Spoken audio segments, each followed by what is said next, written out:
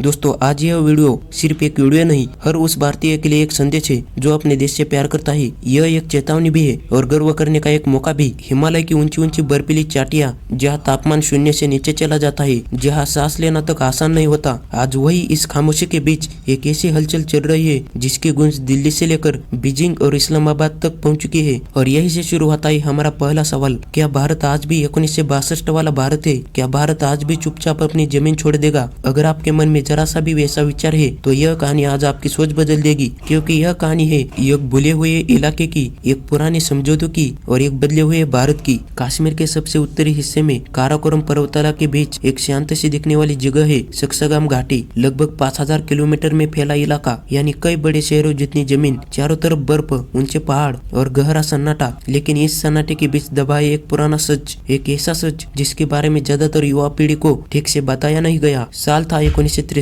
भारत और पाकिस्तान के रिश्ते पहले से ही तनावपूर्ण थे। पाकिस्तान कश्मीर के एक हिस्से पर अवैध रूप से कब्जा कर चुका था, जिसे आज हम पीओके पाकिस्तान अधिकृत कश्मीर कहते हैं। उसी समय पाकिस्तान ने एक ऐसा फैसला लिया जो इतिहास में हमेशा सवालों के घेरों में रहेगा। उसने चीन से दोस्ती मजबूत करने के लिए सक्सगाम घाटी का इलाका चीन को सौंप दिया। जमीन भारत की थी, कब्जा पाकिस्तान का था और सौदा चीन के साथ हो गया। इसे नाम दिया चीन पाक सीमा समझौता। भारत ने उस समय उस समझौते को साफ साफ खारिज कर दिया। भारत ने कहा यह इलाका हमारा ही और कोई तीसरा देश इसे देने का अधिकार नहीं रखता। लेकिन समय बीतता गया, दुनिया आगे बढ़ती गई और यह मुद्दा धीरे धीरे खामोशी में दब गया। अगले कई सालों तक सक्सगाम घाटी सिर्फ नक्शों में एक विवादित इलाका बनकर रह गई। चीन ने धीरे धीरे वहाँ अपनी मौजूदगी बढ़ाई, सड़कें बनाई, सैन्य ढांचा मजबूत किया और पाकिस्तान चुपचाप देखता रहा। दुनिया को लगने लगा कि शायद भारत भी इस सच्चाई को भूल चुका है। लेकिन कहानी यही खत्म नहीं होती। पिछले कुछ वर्षों में भारत की नीति बदली। अब भारत सिर्फ प्रतिक्रिया देने वाला देश नहीं रहा, बल्कि अपनी बात साफ और मजबूती से रखने वाला देश बन चुका है। चाहे वह सीमाओं की सुरक्षा हो या अंतर्राष्ट्रीय मंचों पर